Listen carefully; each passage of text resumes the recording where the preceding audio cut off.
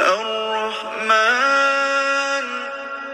अल्लमल कुरआन खलक़ल इंसान अल्लमहुल बयान अश्शम्सु वल क़मरु बिहुस्बान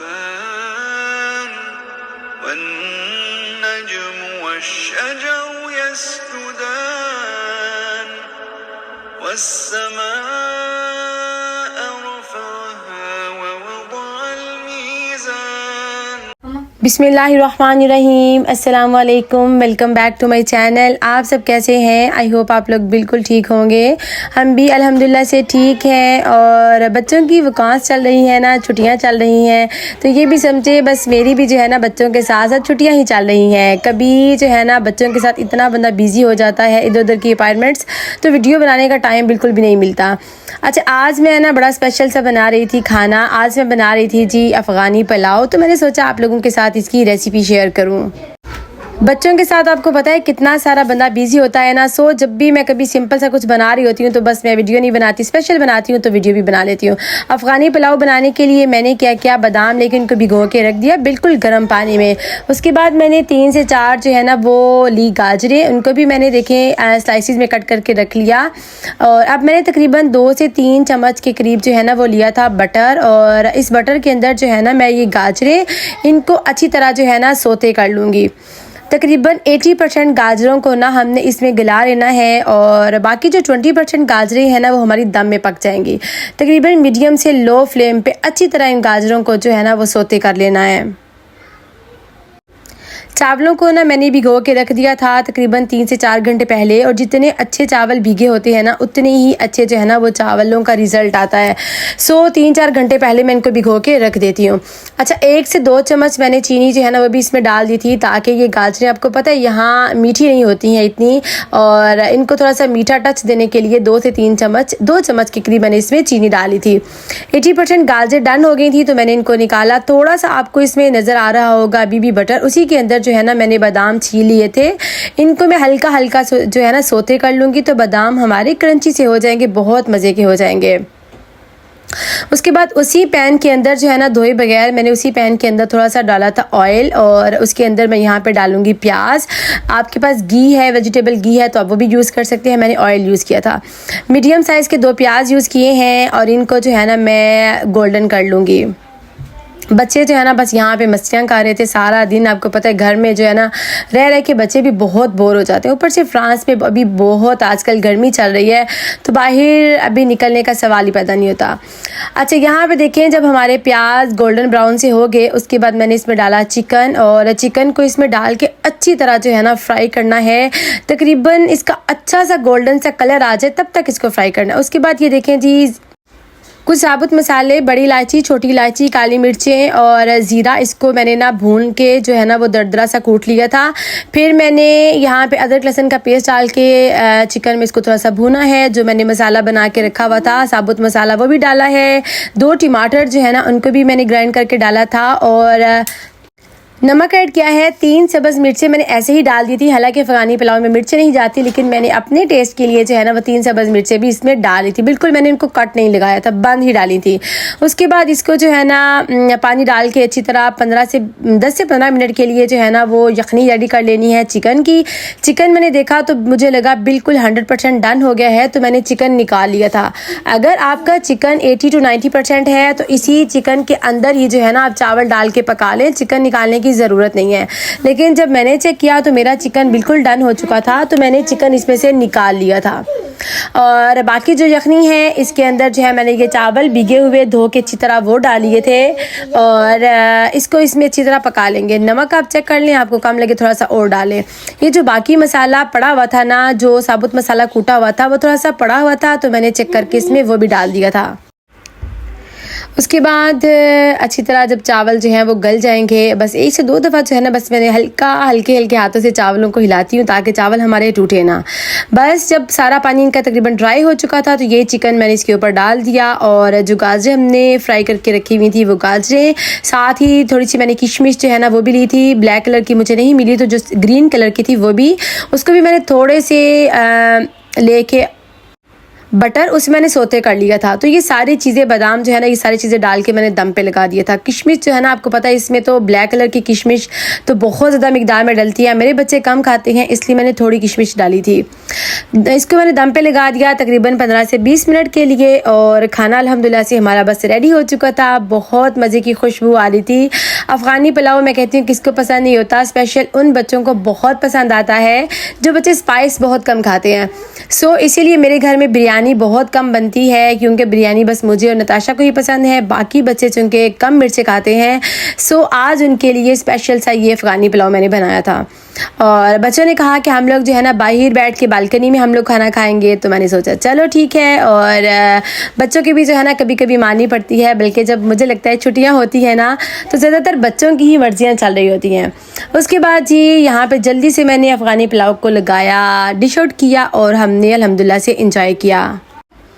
काफ़ी दिनों से जो है ना बच्चे रिक्वेस्ट कर रहे थे कि मामा अफ़गानी पुलाव बनाओ। बस छुट्टियों में जब गर्मियाँ चल रही हैं ना, यकीन करें बस मेरा दिल करता है किचन में जाओ, जल्दी जल्दी से कुछ प्रेशर कुकर में बना के फटाफट से खा लो। कल परसों मैंने बनाए शलजम, वो भी मैंने प्रेशर कुकर में बनाए। मैंने आलू बैंगन बनाए, वो भी मैंने प्रेशर में ही बनाए।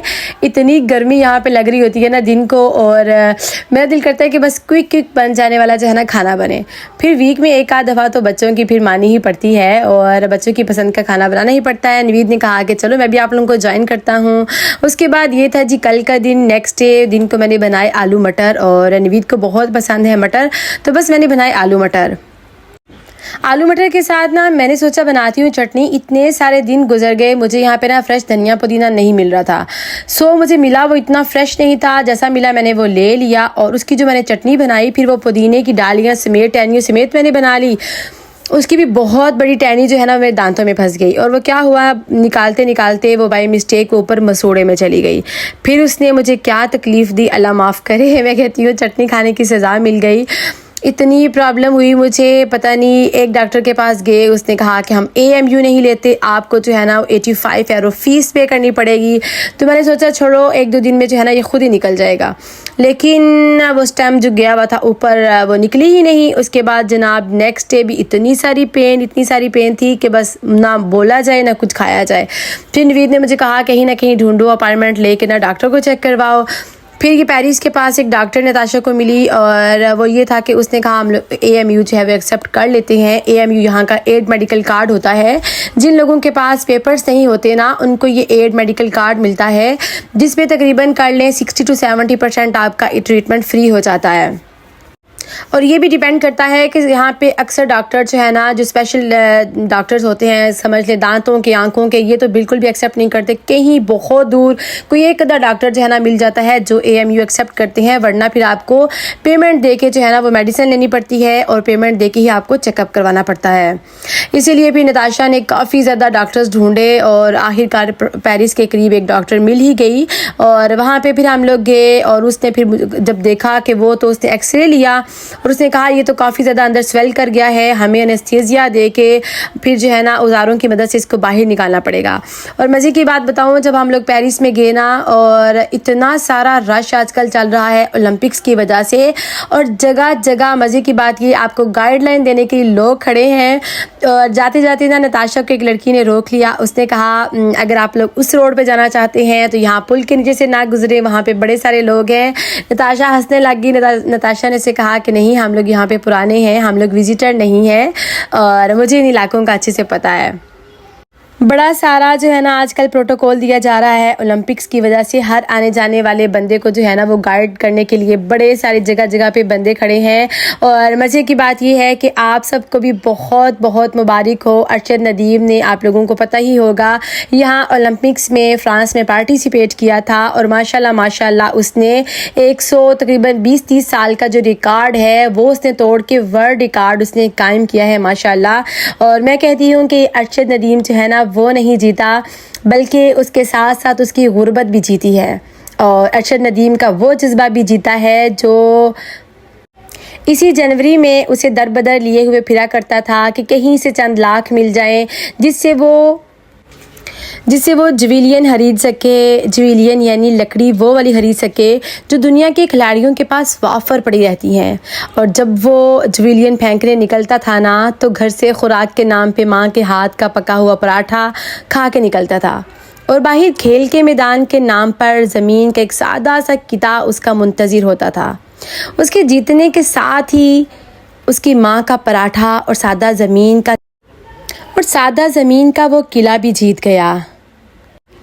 और अरशद नदीम की जीत के साथ साथ लाहौर से दूर जनूबी पंजाब का वो शहर मियाँ चन्नू भी जीत गया, जिसकी सादा गलियाँ, जहाँ के लोग आम से और जहाँ का तज़किरा सिर्फ खुशी के मौक़ों पर ही हुआ करता था, आज अरशद की जीत ने मियाँ चन्नू को एक नई और आलमी पहचान जीत देकर दे दी। अरशद नदीम के साथ ही वो गरीब बाप भी जीत गया जो अपने बच्चे के खेल पर हैरान हुआ करता था कि एक लाठी को ज़ोर से दूर फेंकना भी भला कोई खेल हो सकता है, कि खेल तो क्रिकेट हुआ करता था। इस खेल को भला कौन जानता और मानता कौन था। लेकिन आज उसी गैर मारूफ खेल मगर नाकाबिल तस्खीर जज्बे के ज़रिए उसका बेटा सारे जग में मशहूर हो गया और वो हीरो बन गया। अरशद की जीत के साथ उसका शहर, उसका मुल्क और उसका सादा सा घर भी जीत गया। ये दिन किसी और का कैसे हो सकता था? ये दिन सिर्फ अरशद नदीम का था। करोड़ों के अखराजात करके एहतमाम से मैदान में उतरने वालों के मुकाबिल एक नौजवान की गुर्बत उसरत के दिन, ये दिन एक छोटे शहर के नज़रअंदाज करदा नौजवान के पेरिस जैसे खुशबुओं के शहर में सजदा करके दिखाने के दिन थे। और आपको पता है कि फ़्रांस जैसा मुल्क जो इस्लाम के वैसे ही काफ़ी ज़्यादा खिलाफ है, वहाँ की सरज़मीन पे उसका जीतना और उसका सरेआम सजदा करना, ये हम सब का जो है ना सर फ़ख्र से बुलंद कर गया। और मज़े की बात मैं आपको बताऊं, अरशद नदीम तो जीता ही जीता, उसने गोल्ड मेडल लिया। सब ने खुशी का इजहार अपने अपने अंदाज में किया, लेकिन सबसे खूबसूरत वीडियो जो मेरे दिल को छू गई, जिसने मेरी सोई हसरतों को फिर से जगा दिया कि दुनिया में चंद दिन के हम लोग मेहमान हैं, जाने कब लावा आ जाए, तो दुनिया के इस बाग में क्यों ना मोहब्बत के पौधे उगाए जाएं। वो वीडियो थी नीरज चोपड़ा इंडिया की वालदा की, खालिस हरियाणवी ज़ुबान में ममता से भरपूर जज्बात अरशद नदीम के लिए। उन्होंने नफरत फैलाने वालों के ख्यालात को बहरे अरब में गरक करके रख दिया, सिर्फ एक जुमला कह के कि अरशद भी मेरा बेटा है। और मैं कहती हूँ कि अगर ये मोहब्बत वाली सोच परवान चढ़ जाए ना तो इंसानियत में जो नफ़रतों के कारोबार है ना, नफ़रतों के कारोबार की बहुत सारी दुकानों को ताले लग जाएं। कुछ दिन पहले जिस दिन अरशद नदीम ने विन किया, मैं, मेरी बेटी, मेरे हस्बैंड, हम सब लोग जो है ना टीवी के सामने बैठ के देख रहे थे। और जैसे ही अरशद नदीम की बारी आई, आप लोगों ने यकीन नहीं करना, मेरे बच्चे इस तरह से दुआएं कर रहे थे, या अल्लाह बस ये जीत जाए। और जैसे ही वो जीत गया, पता नहीं एकदम से क्या हुआ, मुझे इतनी खुशी हुई कि मेरे रोंगटे खड़े हो गए, मेरी बाजुओं के जो ऊपर बाल है ना ये सब ऐसे खड़े हो गए और मेरे पूरे जिस्म में इतनी खुशी से जुर्जरी सी आ गई। और मैं और नताशा हम दोनों आपस में लिपट गई, क्योंकि वो जीत अरशद नदीम की सिर्फ जीत नहीं थी, वो जीत हम सब के जीत थी। आप सब लोगों को भी बहुत ज़्यादा मुबारक हो। और अरशद नदीम ने बहुत सारे लोगों को ये पैगाम दे दिया कि ये ज़रूरी नहीं होता आप लोगों के पास बहुत पैसा हो, बहुत आप लोगों के पास रिसोर्सेज हो तभी आप ज़िंदगी के किसी मैदान में जो है ना कामयाब हो सकते हैं। नहीं, बल्कि आपका वलवलाए जुरत जो है ना और आपकी इस्तकामत, आपका जो जुनून है ना, वही आपको कामयाबी की तरफ लेकर जाता है। लोग क्या कहते हैं, लोग आपके लिए क्या सोचते हैं, इसकी परवाह करना जब हम लोग छोड़ देते हैं ना, बस अल्लाह ताला की ज़ात पे एक यकीन रख के जब इंसान मेहनत करता चला जाता है ना, तो दुनिया का कोई भी इम्तिहान क्यों ना हो, वो इंसान ज़रूर कामयाब होता है। और कोई बंदा भी इसकी जो जीत होती है ना उसको नाकामी में नहीं बदल सकता। अगर नवीद की तबीयत जो है ना वो ठीक होती ना तो हम लोग भी पेरिस में ज़रूर जाते ओलंपिक्स को देखने के लिए। स्पेशल मैं कहती हूँ ओलंपिक्स की नताशा ने मुझे बताया मामा जो पीछे वाले चेयर्स की सीट्स थी ना वो बहुत ही चीप थी, 25 की आई थिंक थी जो पीछे वाली सीट्स थी।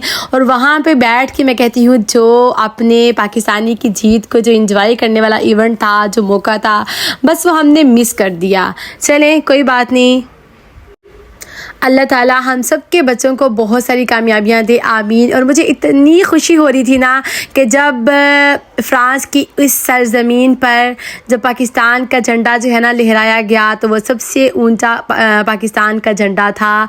और इतने फ़ख्र से मैं कहती हूँ उसने जब ज़मीन पे सबके सामने सजदा किया और सब उसको अप्रिशिएट कर रहे थे, तो मैं कहती हूँ बस वो एक जो टाइम था ना, वो जो फीलिंग्स थी वो बस मैं आप लोगों को नहीं बता सकती। उसके पाकिस्तान जाने तक के मनाजिर और उसके अपने गांव तक जाने तक के सारे जो है ना हम लोगों ने इंजॉय किए। नताशा स्पेशल फ़ाइक रमीज़ भी बड़ी खुशी खुशी जो है ना वो सब देख रहे थे और बहुत खुशी हो रही थी। ये परसों का ही व्लॉग था जब मैं, नताशा और हुरैन जो है ना जा रहे थे डेंटिस्ट के पास। और जब हम लोग निकले तो हुरैन ने कहा मुझे भी जाना है। फिर नवीद की जो है ना उनकी भी एक अपनी अपॉइंटमेंट थी, तो मुझे था कि चलो तीनों बच्चों को, छोटों को घर नहीं छोड़ के जाती, हुरैन को साथ ले जाते हैं। तो हम लोग लेके गए हुरैन को और देखें जी कितना VIP ये था। यहाँ पे बच्चों के लिए जो है ना वो लगे हुए थे कार्टून। और भी हुरैन जो है ना वो कहती है ममा आप डॉक्टर को चेक करवा लो, मैं यहाँ पे बैठ के ना आराम से इंजॉय करती हूँ अपने कार्टून।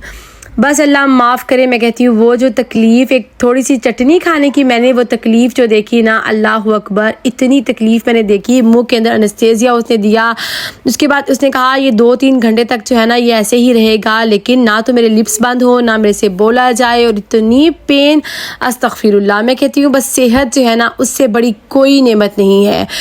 एक मैं कहती हूँ छोटी सी ये तकलीफ़ की वजह से मैंने इतनी सारी ये तकलीफ़ 3-4 दिन में जो उठाई ना, अल्लाह अकबर। और ऊपर से तो मैंने 2 दिन का कुछ खाया भी नहीं हुआ था, इस वजह से ना मेरा तो फिर बहुत दिल घबराया कि बस। और मुझे था कि जैसे ही वो दांत से कुछ निकालेगी ना उसके बाद मैं बाहर आके थोड़ा बहुत कुछ खा लूँगी, लेकिन मुझे नहीं पता था कि उसको एनेस्थीसिया दे के इतनी मुश्किल से इसको निकालना पड़ेगा। लेकिन खैर अल्हम्दुलिल्लाह आज तबीयत काफ़ी बेहतर है। जो तकलीफ़ बनी हुई थी उससे अल्लाह ताला ने निजात दे दी अल्हम्दुलिल्लाह। तो बस ये था जी मेरा आज का व्लॉग। घर में आई ना तो मेरी बेटी ने कहा मामा बस आप रेस्ट करें और मैं जो है ना आपके लिए फटाफट से कुछ बनाती हूँ। उसने जो है ना बस आते साथ फटाफट से मेरे लिए बनाई जी मज़ेदार किस्म की खिचड़ी। और मैं तो फिर आते साथ जो है ना वो थोड़ा सा सो गई, क्योंकि वो दांतों के पेन की वजह से मेरे सर में भी बहुत ही ज़्यादा पेन थी। और जब मैं उठी हूँ तो गर्मा गर्म जो है ना उसने खिचड़ी मेरे लिए बना के रखी हुई थी। बस उसके बाद मैंने खिचड़ी एंजॉय की। और बस ये था आज का मेरा व्लॉग। आपको थोड़ा सा भी अच्छा लगा हो इसको लाइक ज़रूर कर दे, चैनल पे नहीं है सब्सक्राइब ज़रूर करते हैं।